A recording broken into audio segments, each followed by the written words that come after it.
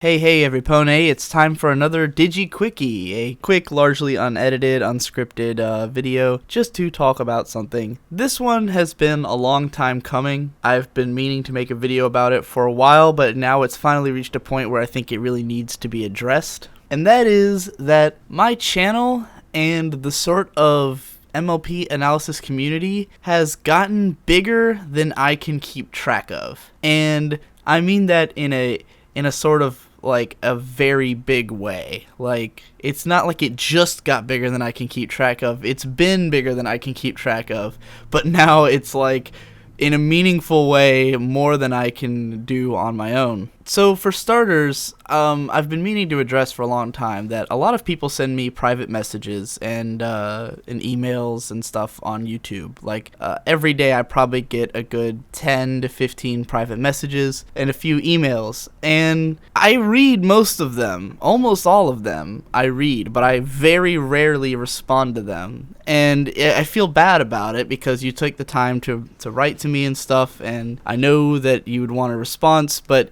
it's almost always difficult to really think of what to say to respond to a lot of these things. A lot of them require thought or input on my part that I don't really have time to give. So I might read someone sending me like a headcanon theory or something like that, and they're like, what do you think? But I don't really have time to think about it. I have time to read it initially, but going beyond that is difficult. It's very rare for me to answer these unless they're asking like a simple question that I know the answer to right off, and I can just say, oh, this is the answer, like, what kind of microphone do you use? Okay, here's the answer, I like to think that I've put out enough videos where I have like Q&As and all these explanation videos and stuff to help people if they have questions, so that I don't really feel bad if I don't respond to some of these questions because the answers are in my videos, and if you do a little digging, you'll find them. But I do feel bad when people send me a video or ask me for my opinion on something and I just don't have the energy or time to actually respond to it. And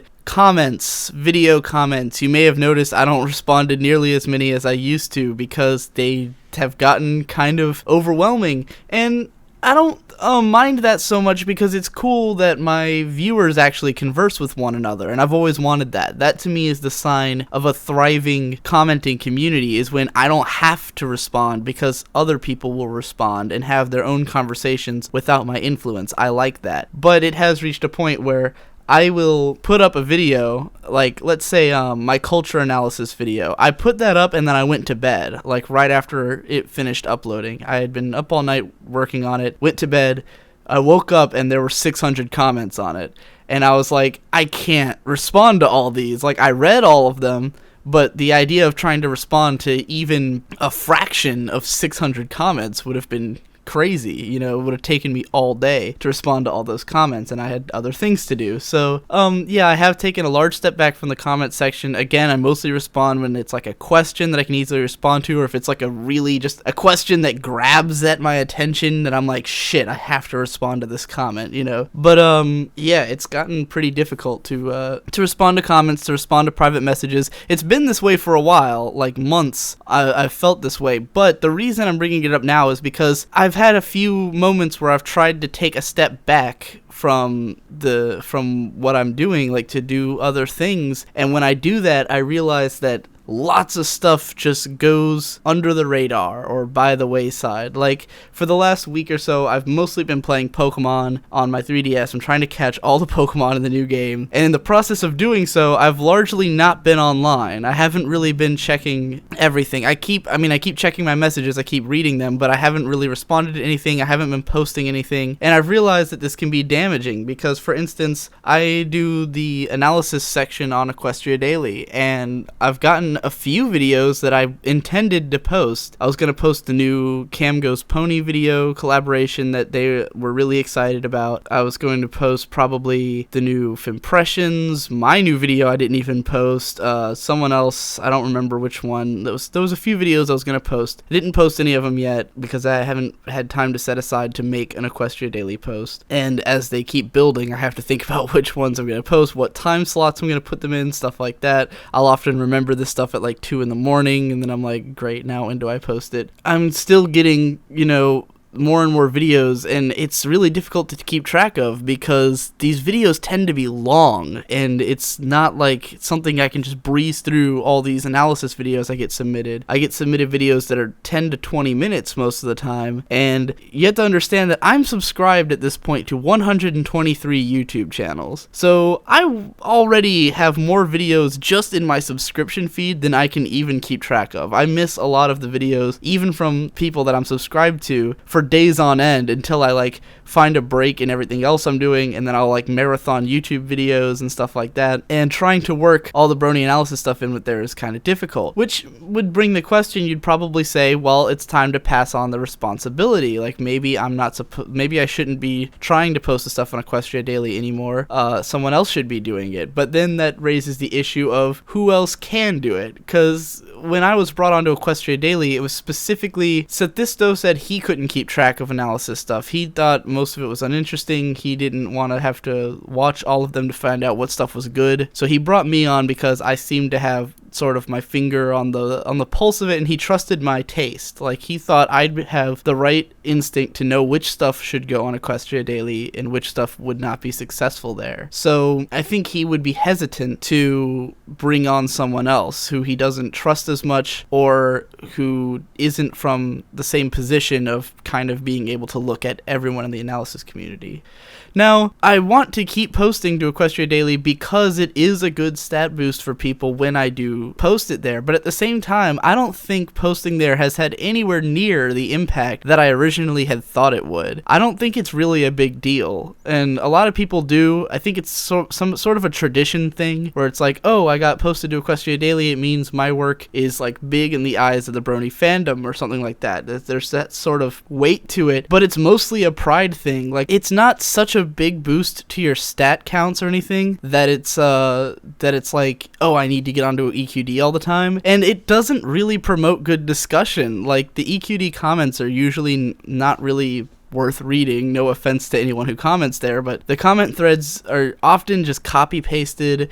It'll be people who don't even watch the video. They'll just like repost their thoughts on that episode or whatever before even watching it. You get a lot of weird comment threads, and they're not really as good as the comments that are usually on the video itself. I think we need to be promoting analysis videos regardless of EQD. I don't think that's really the best medium to go through. It's a good place to go just to have more hits and to give a channel more attention, but altogether I think we should be way more relying on other analysts. We should be cross-promoting each other. I mean, half of these channels that are springing up right now, there's a bunch of analysis people that I don't even know about, but they have a decent following because they're friends with other analysis people, or they are cross-promoted between each other. I know a lot of people have made friends and connections within this community, and that's, helped them way more than just getting an EQD feature, which could be completely forgettable or nobody sees or something like that. Altogether, that's almost a topic for another time, but my point is simply that EQD is something that I don't know if anyone else can take over analysis section on there, but I do know that for me,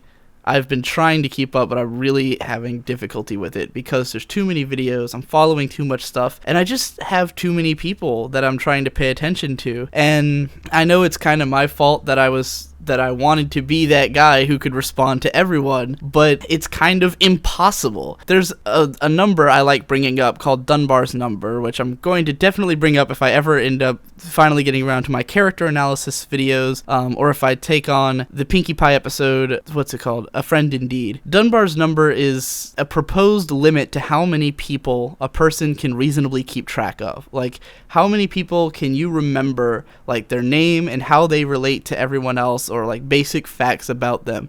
How many people can you remember? And like the upper limit of Dunbar's number is considered to be like 250. And that's about how many Skype contacts I have. Like, just Skype contacts. Never mind people who talk to me through private messages or email, or, at the end of the Equestria Girls video when I listed off all those social medias, Tumblr, get a lot of Tumblr asks and stuff like that. And that's a lot of people, and that's not including people that I know offline. I've got my family, my friends, people I keep track of. I'm also a database guy when it comes to like creators, so this may not count towards Dunbar's number, but I know trivial trivial knowledge of hundreds of people who work in the animation industry and stuff like that, who I don't know, but I know about. But my point being, I keep track of a lot of people, and it's gotten way past the point of just being hard to handle. It's at the point of being impossible. Like, I cannot possibly keep track of any more people, you know, especially because everything, it's constantly growing. It's never like, it's not like one person leaves and a new one comes in, you know. It's not like I have the 250 people I met at the beginning are gone and now it's 250 new people. I still know all those people who I've met since I started doing these videos, and now I just keep trying to stack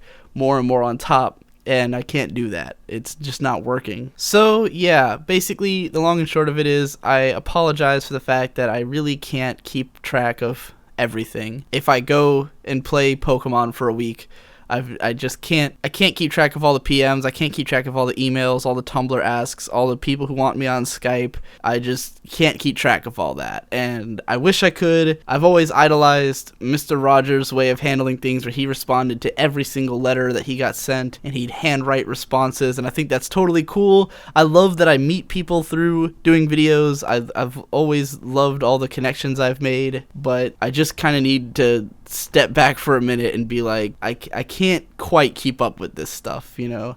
I can't be the guy to go to for analysis videos. That's why I opened that subreddit all those months ago, where there was this MLP analysis subreddit where that was supposed to make it so you could promote your videos without going through me, and I wanted it. I mean, I'm not blaming anyone. I'm the one who kept saying, oh, send me stuff for Equestria Daily, but I just can't keep up with it anymore, and I think relying on me would be a bad idea. So that's it. Thank you for your time and for listening, and that's all.